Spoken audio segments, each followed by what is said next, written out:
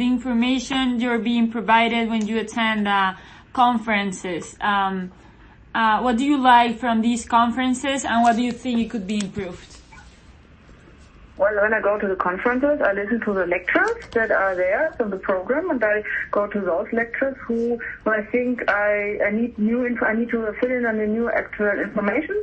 Yeah. I usually choose those. It also depends on who is actually talking. This is also like the person who is holding the lectures. I mean, you know, most of them. Some I prefer to listen to, others I prefer not to listen to. So I choose with this aspect. And which ones do you prefer to listen to? That's a personality. Then if I can't really tell you this, it's just like if I have heard someone repeatedly and you meet them on all conferences, they have the same PowerPoint presentations all the time, only a little very rarely, then it gets boring. Yeah. I prefer to listen to someone I haven't heard before. Mm-hmm. So there's some labs, some vendors which always organize the same kind of conferences, and the content doesn't change that much. Excuse me, I didn't understand the last question. Yeah, so there's some pharma companies that organize the same kind of conferences all the time, and their content doesn't change that much from one to another.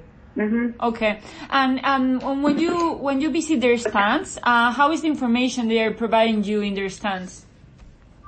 In my what, excuse me? Yeah, so when you go to these conferences, apart from the talks, usually the different vendors are there with like a stand and their sales reps. I don't know if they approach you or you go talk to them also. I also go to talk to them. Also, those people, when I go to national conferences, I know anyway, so I talk to them and see what kind of new information they have written, and I take them with me. Sure. Okay. Most of the time when I go to conferences, I go to the lectures more, actually. Yeah, but when you do go to visit them on the stands, how is the information they're providing you with? What do you think about it? Yeah, that's fine. I usually pick myself the stuff I want. It's very different from which company, so. Okay.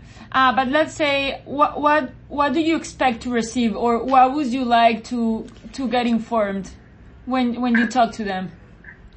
Well, I like to get the new studies, because I think in my subject and also interesting case reports, that's also important. Since it's rare diseases, you don't have big randomized studies, so also case reports with smaller case collections are very interesting. Okay, and do they actually provide you with this? Yes, they provide me with the studies they have, with the recent ones, and sometimes with case reports. Okay, thank you very much. Yes, you're welcome. So, doctor, moving to the diagnosis, what challenge do you face within the diagnosis? When I newly diagnose a patient. Yeah. Or when another one is sent to you from another doctor? Well, I usually first, it's challenging to find out what has already been done by someone else. Sometimes the results they already have, if they come from different labs, they also differ. Sorry, one second, I have just to get my son out of it. Kannst du den anderen gehen? They have to differ. They differ sometimes from the results that I have. That's what I think is challenging, to get the information that has already been done with those people. And then I have a very good lab where I can try out all new methods, so I'm fine. So you don't have an electronic record where you can share the information between you? I have an electronic record where I can share the information between me and my lab. No. Company where I work. Yeah, I say between doctors. Oh no, we don't have something like this. And when people don't bring their stuff, it gets sometimes very challenged to find out what has already been done or what not. Okay, yeah, I understand. I usually to my colleagues on the phone, which is more time consuming. That's basically the worst. That's basically it. Okay, so moving to the treatment acquisition, do you participate in the P&T purchasing committee, the pharmacotherapeutic committee? What kind of committee, sorry? So the committee that says if a drug or not should be listed in the hospital. Sorry, I didn't get the question. But so basically, I have. How do you request the inclusion of a drug in the formulary? How does it work at your hospital? Did you take part in this or not? I'm not working in a hospital. I work in an outpatient clinic and a lab. Bueno, okay, and then in the outpatient clinic. When I prescribe a drug, we have a special formulas where you order the drug with a company, and then we write the prescription for the doctor, and then we send it like this. Okay. That's. Mm-hmm. Okay, thanks for that. And, okay, moving to the treatment usage, what challenges do you face when treating a patient? Excuse me, what do I face when treating a patient? What challenges, what difficulties? With treating a patient, that people from other subdisciplines don't believe what I write down, and they say, then there's afterwards, they're super surprised that people haven't bleeded. And as I told you, that smaller hospitals and ambulant operation, people who operate ambulantly, they tend to say, no, we are not going to operate, we send him to the university hospital anyhow, even though I have made a plan. That's one, whenever, and it's about the cost. They worry about the costs, and then they send my patients away anyway. That's my mostly challenging. Okay, and do you use any treatment materials provided by the industry to treat them? No, I make for every patient an individualized plan how they should treat him before an operation, and I don't send them material by the industry. Okay. I talk with them. Most of the time they call me, and then I talk to them about what's the best. And why? Why what? Why? So, we talk about the phone most of the time. That's because due to data regulation, we can't send it via email if I don't have a VPN network. And then most of the time surgeons don't have time, so they give me a call. And then I explain to them that it's no extra cost, and they give those people the plasma products. And then sometimes they do the operations, and sometimes they are afraid that it still can happen that they bleed, because surgeons are afraid that people bleed, and then they sometimes send those patients to the university hospitals. Mm-hmm.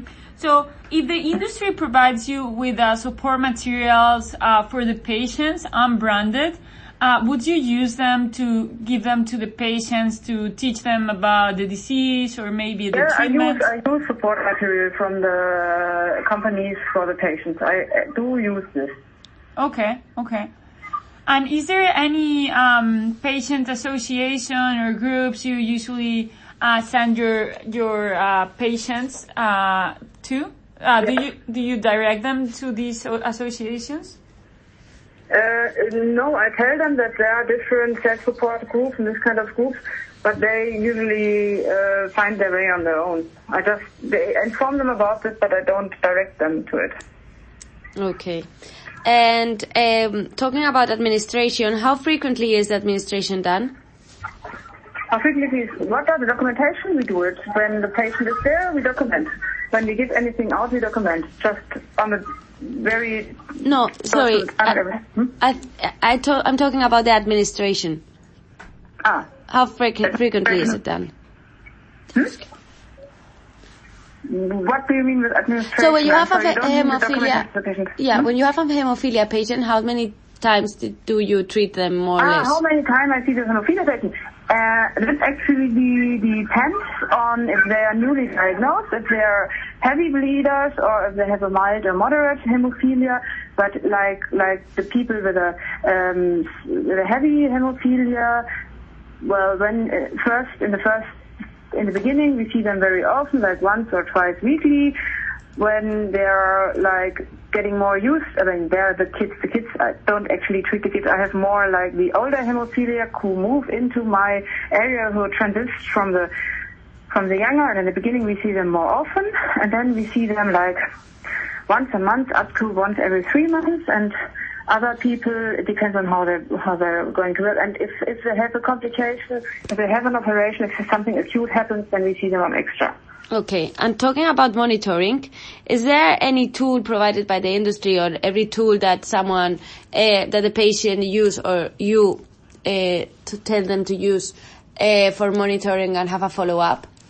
Do you mean the app? A mobile app, for example. App and mobile app? Well, I actually